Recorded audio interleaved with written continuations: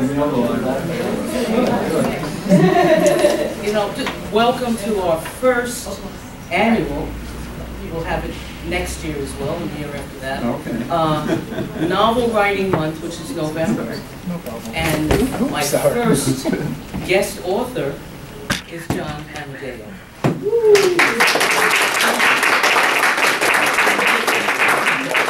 Writer. He'll tell you a little bit about himself after this, and I have questions for him about his journeys and his writings and what has inspired him. Okay. So, yes, let me use the mic. Okay. Hello? Hello? We're going to do a rap? Okay. I don't do too well. Okay. How do you choose your subjects? Well, being a historian, I generally look at everything from that perspective. The first book, if you let me mention that briefly, was non-fiction based on personalities in the neighborhood known as Hell's Kitchen. Some of you know it on the west side. West of Broadway up to about 57th Street. And living in the building that I live in has a lot of artists, a lot of writers, a lot of actors. Cheetah Rivera's brother lives there. Nell Carter lived in the building. Tennessee Williams, a lot of famous people. Alicia Keys, her mother was a friend of mine. So we had a lot of people there. And you meet people from all different backgrounds in New York, of course, and that was the first book. It inspired me to write, but I also had some quirky people, as we know. I mean, I wrote about a dog walker who had a personality of her own, couldn't get near the dogs, you know, that was a problem. And I also talked about a boxer, and I also talked about even the mailman, which is something I want to probably write or read from. So what inspires me is really people. My students also, people I encounter in life, family, friends, etc. And I like historical fiction. The last book that I finished and is now published and on Amazon is called The Captain's Coin. And that book deals with an Irish immigrant coming over with nothing and becoming a hero in the Civil War. And I kind of elevate him during the Battle of Antietam. And I wrote it during the sesquicentennial of the Civil War, which is what we're observing right now. It's, you know, next year will be 2015, so we'll be celebrating that. It's been said that it's a journey from destitution to the pinnacle of power. That's what the Captain's Coin is about. Well, that's pretty much humble beginnings. That's pretty much what it is, because the kid had absolutely nothing. His family is dying of starvation, and he really has to leave. There's no way he can stay there. And you know, we have a lot of problems in the world today. And, you know, what goes around does come around with famine and with now with you know, the threat of terrorism and everything else. And in those days, very simply, to get by from day to day was a problem. And we have that today in our lives too, so it's a challenge.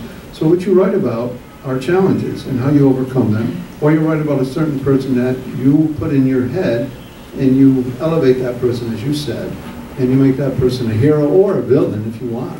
So, you know, and you guys out there, I hope you will get inspired to do some writing as well, right? I mean, you all handed in your term papers today, so I'm very pleased with that. There's no one negligent in this class, otherwise I would have thrown them out.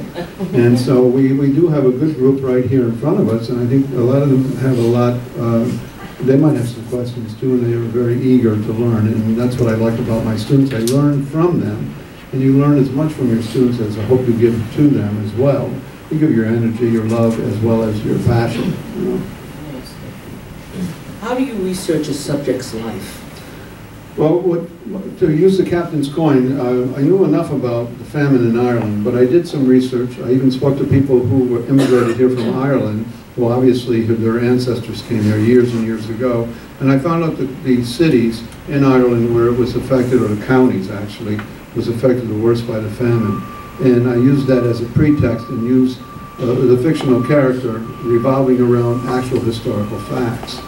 And same thing with the Civil War. Once the battle starts, I did my research. The last particular one, now this one, some of you, how many of you live in Queens? And Francis Lewis, we have Francis Lewis Boulevard. Did you graduate? I grew up in You graduated from Francis Lewis? No, Andrew Jackson, but I did go to Okay. Francis Lewis in the beginning. All right, so you know what I'm talking about. Transferred, yes. Francis Lewis was a signer of the Declaration of Independence, and my publisher asked me to write on some of the signers. I said, oh, this would be great. I'll write about Thomas Jefferson, or I'll write about, Benjamin Franklin. He goes, no, you're going to write about somebody from New York. I said, oh, that only means Livingston, and these characters that we don't even know, Gouverneur Morris. He says, you're going to write about Francis Lewis. Well, I said, okay, so, well, how do you do that? So what I did, I went up to the New York Historical Society, and I did a lot of research. I even found primary sources with the granddaughter of Francis Lewis in the 1870s writing about her family.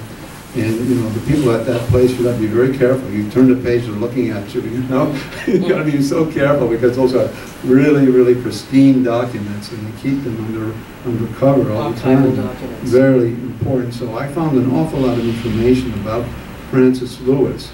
Not only was he a prisoner of war during the French and Indian War, but his wife, the British came through Whitestone, what is today Whitestone, Queens, and they actually burnt down his house because he was a signer and he was considered, quote, an enemy. And they took his wife and put her on a prisoner of war ship, which was absolutely devastating because they deprived her of really basic stuff, even clothes, food, and she ended up very, very ill, and she never really got out of this, and she died a few years later.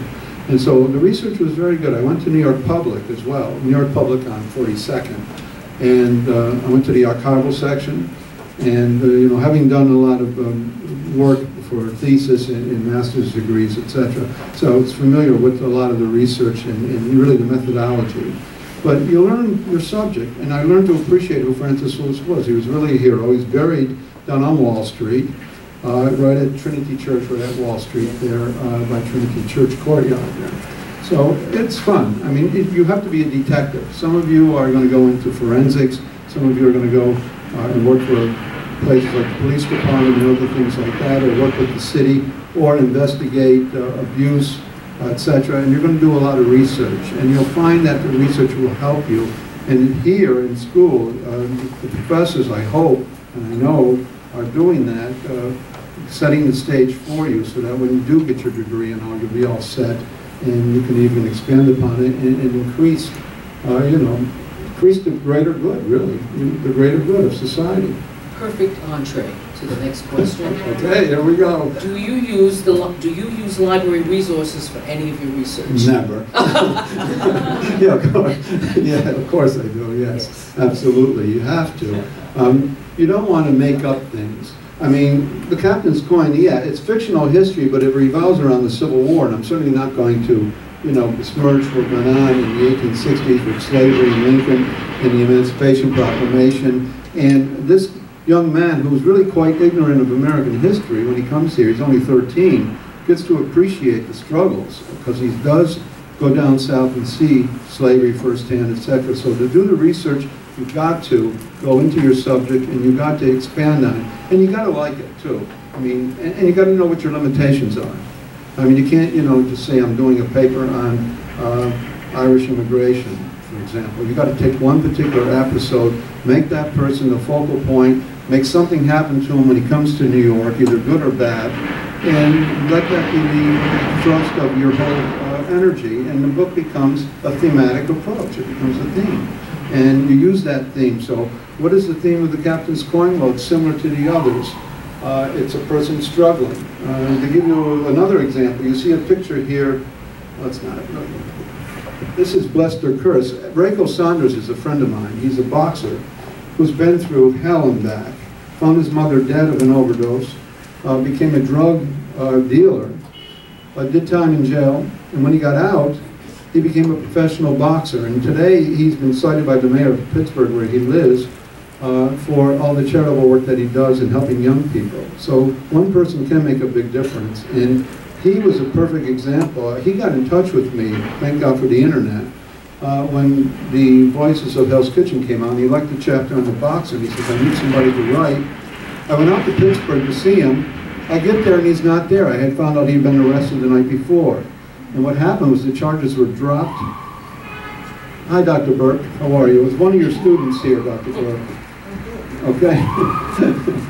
This is Dr. Burke. He is a former principal of economics and finance, right? Am I right?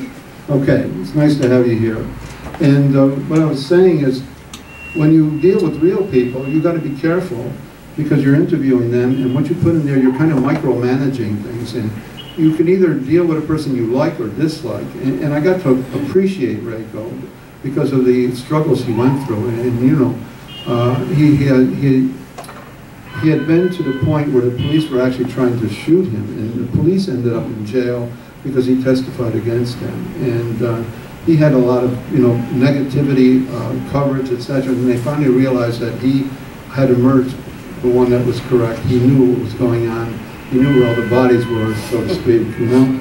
But doing this research, you know, either you do it and you put everything into it, or you just give it up. And I refuse to give it up. I just like the writing. It has to be a passion, okay? It's like anything you want to do in life. If you want to dance, if you want to sing, if you want to play ball, it becomes your passion, right? It becomes your passion. That's the other question. Have you ever found out something about one of your subjects that surprised you?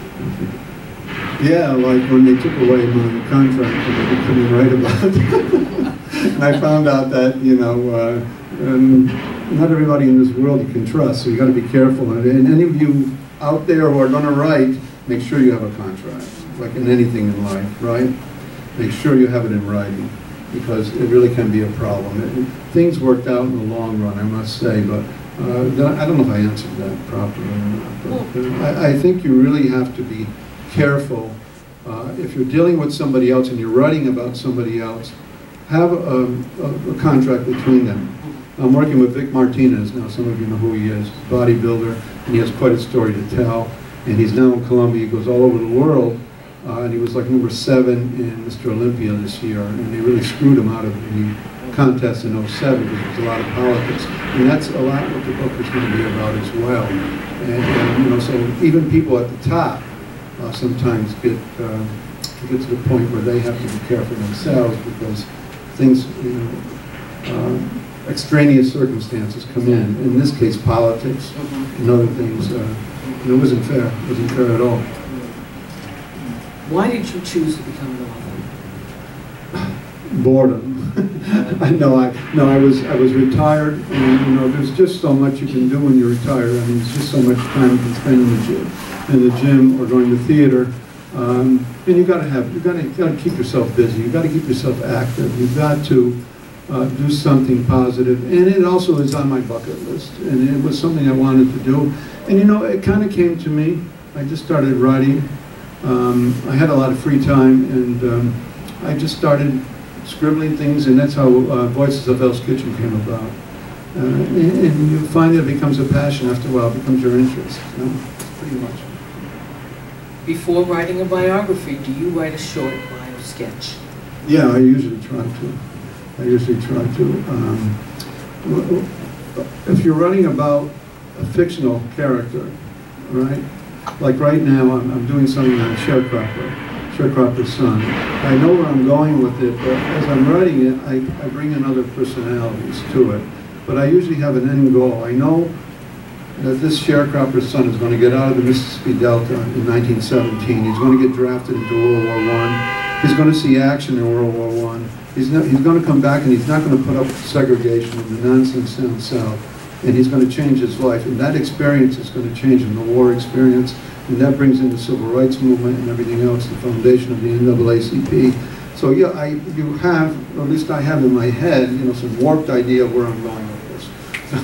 It may change, and then I'll bring in other personalities, people he meets, you know, love affairs or anything like that, bad and good in life. Okay? How do you deal with facts from different sources that conflict? That's a good question. I don't think I do. I try to stick to the facts. And you can't, you know, facts are stubborn things, John Adams says. And you can't change facts. If there's something down there and you can't change history, you can interpret it, reinterpret it, you know, put a spin on it, but you can't change it. If you do change it, I don't think you're going to get the respect for it. Especially if you're writing something historically and you're documenting it, you really should be sure of your sources, and you really have to go back and recheck, and you might have a different opinion altogether of the person you're writing about as well. Check your sources. I think you answered this question, but where did you grow up? I grew up in Troy, and actually a small town up there, and went to school at Plattsburgh State in Albany and Baruch, and I ended up coming here as a young guy working at Rikers Island in the GED program, and then eventually went to Martin Luther King High School. In fact, supervisor sitting right there, Dr. Berg, thank you.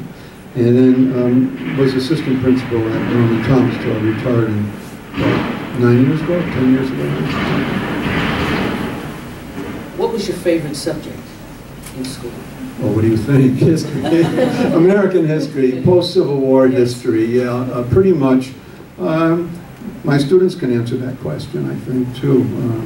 Probably it's 20th century America, probably, you know, the Civil Rights Movement, the New Deal, certainly. Anything that had a profound effect on American history.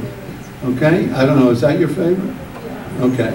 And that's actually an entree into the next question. Whoa. Do you have a favorite time period that you've researched and written about?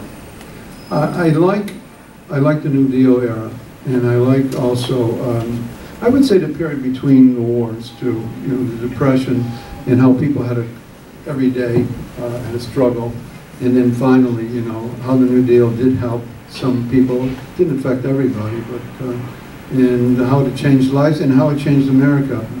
Because we have Obamacare today as an outgrowth of Social Security, which is an outgrowth of, you know, what Kennedy wanted and didn't live to see, but the civil rights legislation and what was I thinking of, Head Start and programs like that, you know, that all came out of the New Deal, basically. Is it ever difficult for you to write? And if so, what do you do? Yeah, I just put the pen down. I think this is a good question for students, because if you're interested in writing, shut the TV off, shut the radio, all right? Turn off your iPhones or whatever, and just for 1 hour, do some brainstorming and write, and just write. And you'll be surprised how much will come to you, and you'll create your own subject. And if you get to the point where you say, enough already, and what they call writer's block, just walk away from it. Go down the street, go to a movie, all right? Go to a club, do something. You know, come back to it, because it will stay with you, and the characters stay with you.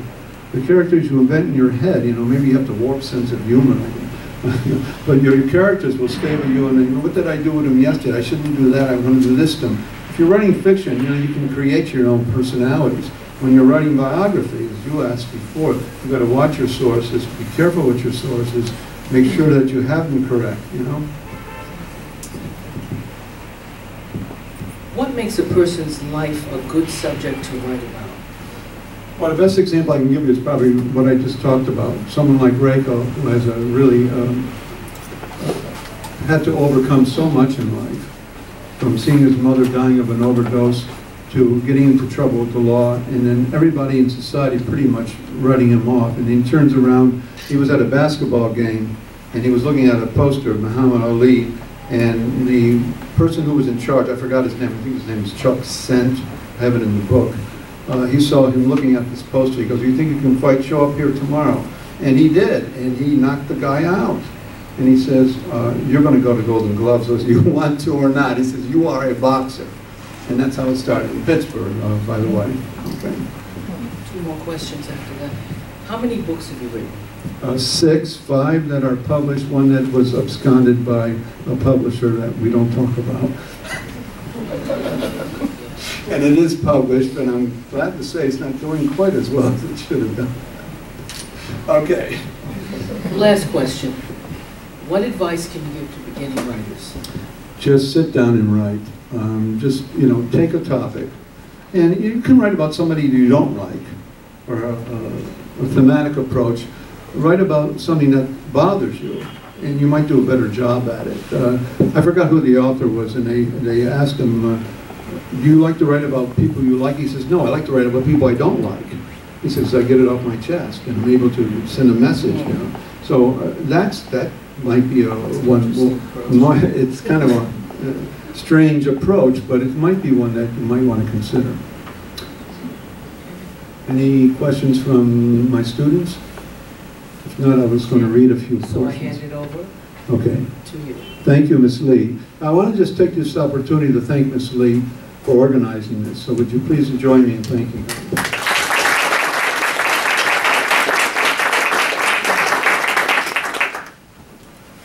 I thought I would just read a few passages from some of these books. And I thought I would start with the first one, which is Voices of Hell's Kitchen. And it's going to be a little, let me see if I can do this. This is a series of short stories. So it really is, it's not a novel. It's just a series of short stories. It was my first attempt at writing. And it's easier with the glasses off to read from me. This deals with a postal worker. And I took, personalities in the neighborhood. In this particular day, it's extremely windy, but the mail must go through. So I want you to be aware, it's a day like today, only a lot of wind, and it's early April. So I'm just going to read a passage or two from it, and then I'll also read from the Captain's Coin, because we said quite a lot about that. So I know the lure of that food is still over there, so I know it can't be. It wasn't that the wind was strong, gusty, or cold. Early April had its share of challenging weather, but today's gales were unusually stiff and unbearable. What made it especially difficult was the manner in which it penetrated right through one's bones, making its sudden appearance to anyone who ventured outdoors to challenge the elements. Several residents stepping out were met with an early spring jolt, much like the kind of jolt one feels aboard a cruise ship when, upon stepping on an apparently sunny and inviting deck, is suddenly thrown back by the ferocity of the wind itself. Gusts came and went with a vengeance, but at 60 miles an hour, this is one gale that had its own mind and was determined to get noticed, and noticed it did. That April morning, the day the weather forecasters didn't quite get it right, and without a doubt would be a conversational piece at the water cooler throughout New York, was one for the books. In the neighborhood of Manhattan's West Side, anything not secure or tied down was subject to the wind god's sudden wrath. So it was that countless metal and plastic garbage lids were the first to fall prey, toppling over and making a very noisy but impressive racket as they rolled past the storefronts, restaurants, and tenements in perfect unison.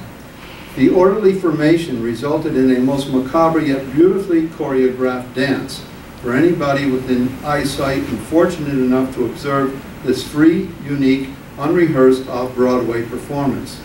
Next to go was all the debris, not just dust blown up in cyclonic clouds and adding to the dance, but the debris that makes Manhattan notorious. All types of cardboard boxes, plastic cups and plates, and an assortment of gum and candy wrappers.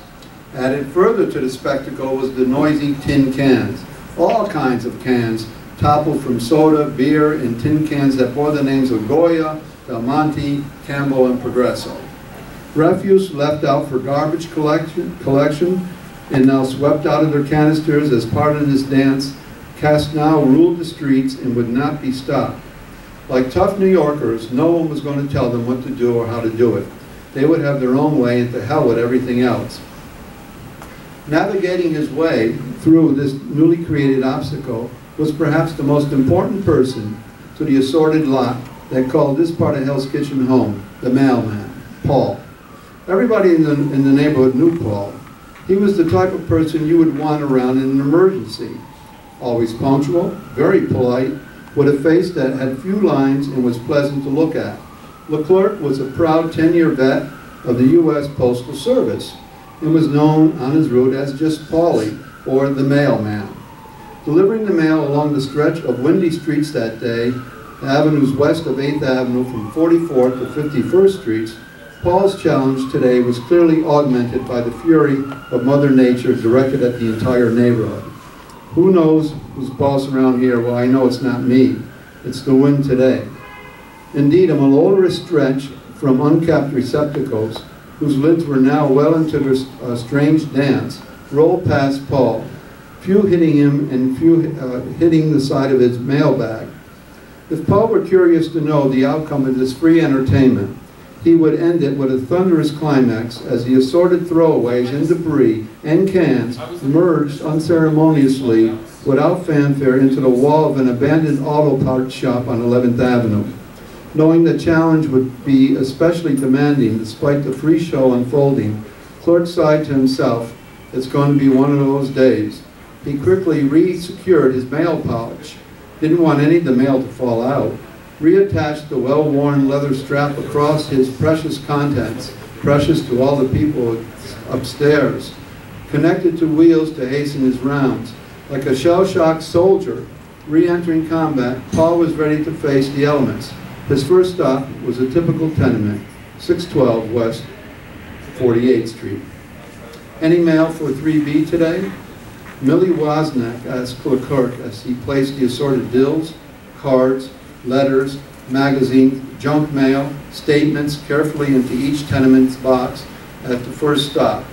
"Yes," he replied, brushing off a piece of paper trash whipped up by the wind, as another tenant entered the narrow premises with noticeable difficulty, the door slamming hard, forcing Paul to look up. "Sorry, I just went out to buy the paper. What a mess it is out there today, isn't it? Tell me about it. I'm delivering the mail as best I can." Leclerc shouted at the tenant as he proceeded to pass Paul into the narrow hallway leading to the stairway, with its white and black tiled floors, so typical of the 5- and 6-story tenements on the west side. As Gray started his climb with his paper tucked under his left arm, Paul finished sorting out the mail. "Here's your mail, Mrs. Wozniak. I know you were waiting for your Social Security check." Well, that's just one little episode of, giving you an image of what the wind was doing.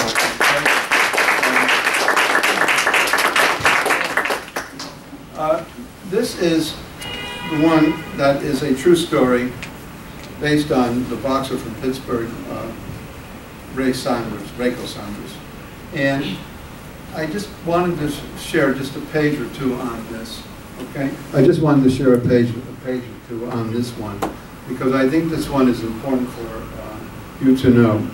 This place is called Camp Hill. It's outside Gettysburg, not far from Harrisburg, actually. And this is where he was signed to and confined to. And so I talk about, and when I interviewed him for this, I asked him about what it was like in this particular prison. And he gave me a background on it, and I did some research on it at that point, and found it to be interesting. Speaking of prison, here is Officer Hammer. How are you, Charles? Okay. Camp Hill became the next leg of Rayco's journey. Located across the Susquehanna River from the capital of Harrisburg, in the central part of the state, it was mockingly referred to by both inmates and locals alike as Camp Hell. As a referral center or classification center, it was known as a way station on the road to a permanent facility. So for thousands of incarcerated men, it was the place that gave them their assignment for years to come. Camp Hell lived up to its name, despite the beauty of the rolling hills that had nearby witnessed the greatest confrontation in North America in 1863 at the 3-day Battle of Gettysburg.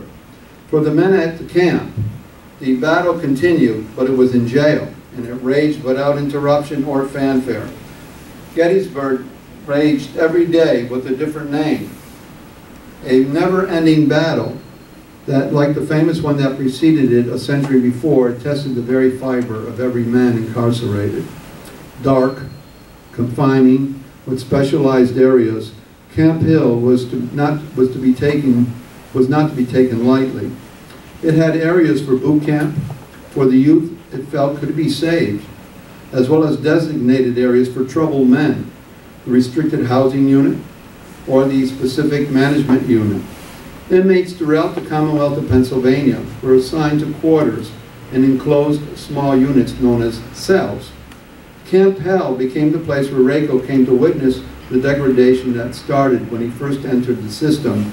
Full throttle, restrictive, confining cells were one thing, Inmate treatment was quite another.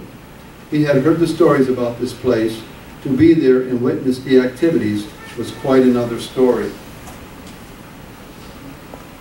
As with every prison, there was rules. Rules that seemed, even to most hardened, stoic, and inflexible, a test of the wills. Rayco recalled his stay there with the wrath that no doubt others had experienced. It was indeed a test of wills. Every day was indeed a Gettysburg here. Like the most vicious of tortures, Camp Hill knew no bounds. Rayco remembers the stories from some of the inmates. The most vivid one was a riot that had erupted prior to his arrival. The tension was still in the air when he arrived between the staff and inmates. He still could feel it. He could see it in the eyes of both the staff and the inmates alike, fear. The acrid odor of the place gave off a unique yet distinct odor, even now, a month after the riot. It was always there, a constant reminder to the senses that this place was unlike any other. You had better deal with it. And like most traumatic situations, some came out heroes, while others were scorned, mocked, and even tortured. In this case, it was the guards that were singled out. Stop there. Okay. Thank you. That gives you an idea of that. And Yes. did you want me to just do one on the... Well, I wanted to take a short food break. I'm sure you are starving. Oh, everybody wants to eat. Okay, let's go eat. Okay, and then we'll resume. Okay.